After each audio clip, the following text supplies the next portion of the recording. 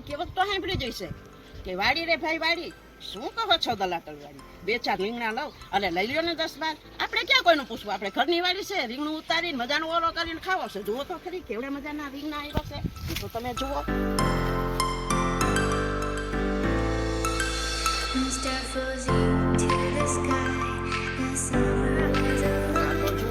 તમે પાપડી છે, એની પાપડી છે. આપણે આ એક રીંગણું મળ્યું છે, બાકીના 2-3 તો આગળ અમે ઉતારી લીધા છે. હવે એ આપણે ચૂલામાં રાખીને ઓરો કરવાનો છે. જોજો, શેર કરજો, સબસ્ક્રાઈબ કરજો અને ઓરો જોજો અમારા ચૂલાનો ઓરો. મજા આવશે ખાવાની. અને બનશે ને, બની જાય ને પછી મોઢામાં તો આવે જ છે, પણ છતાંય તમે જોજો, ભૂલતા જ નહીં.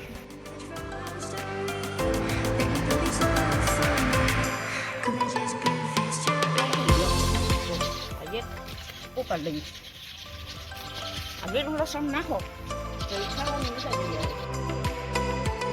આપણે ઓલો કરવો છે તો હવે આપણે એમાં શું વસ્તુ વિટામિન નાખવા એ આપણે હું તમને સમજાવું. ડુંગળી નાખશું, પછી સૂકું લસણ, લીલું લસણ, મરચાં, ટમેટા અને પછી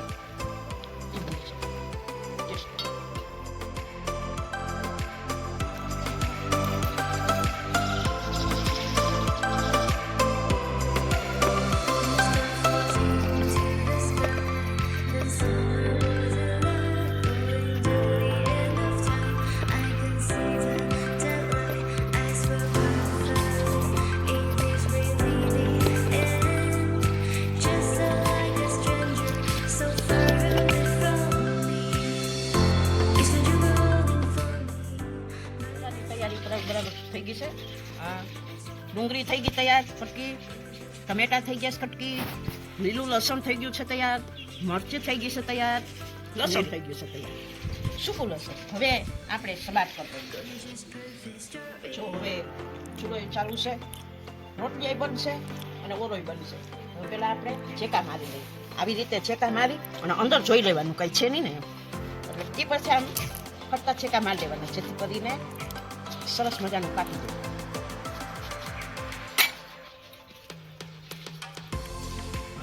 હવે આને તેલવાળું લપેટા અને તેલવાળું કરીએ ને એટલે શું, તેલવાળા કર્યા પછી તમે ભઠ્ઠામાં નાખો રીંગણું એટલે ખાલી એની છાલ જ ઉતરે, એની અંદરનો જે માલ છે ને એ ના નીકળે, આ છાલ જ ઉપર નીકળે.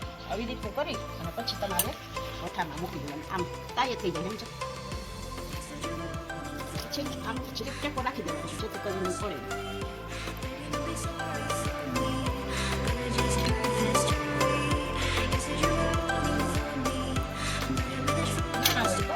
ચેકા મારવા, મોટું હોય તો વધારે મારવાનું.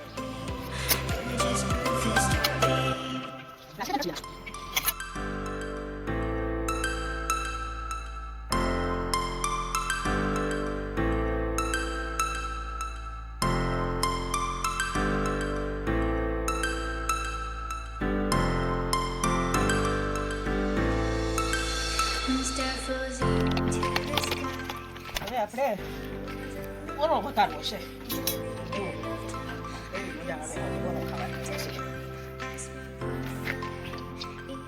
પાવડા તેલ પછી જે પ્રમાણે બન્યું હોય વચ્ચે કરી દઈએ.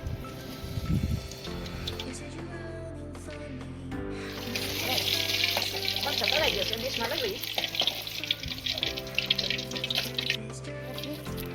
આવતી જતી પછી રાઈ મેથી બહુ બની દેવાની,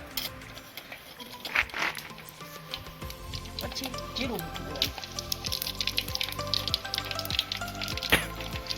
પછી લસણ, પછી લીલું લસણ, પછી મરચું અને આ લીમડો. લીમડો બહુ બતાવી દેવાનું. પછી આપણે ડુંગળી ગરમ મસાલો નાખી દઈએ, હિંગ નાખી દઈએ, પછી ડુંગળી વઘાર.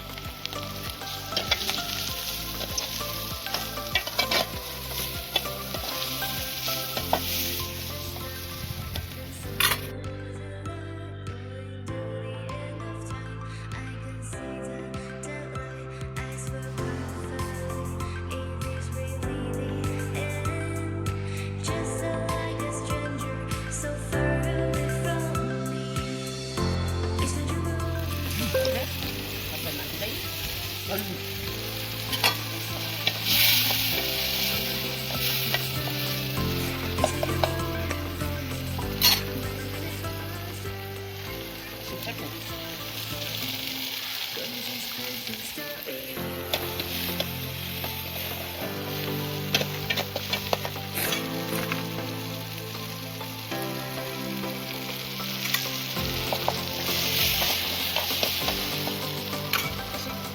હવે ટમેટું નાખો.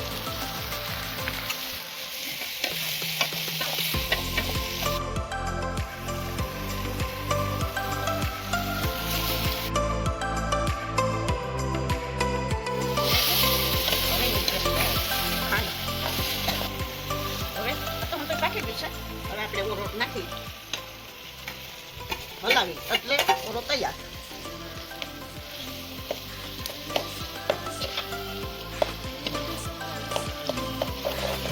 હવે આવતા ચપાતીના દાણા નાખી દઈએ.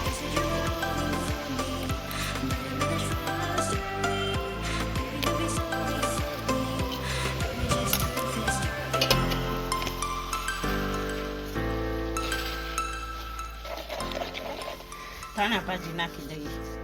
એવું તારી ન ખાઈ છે.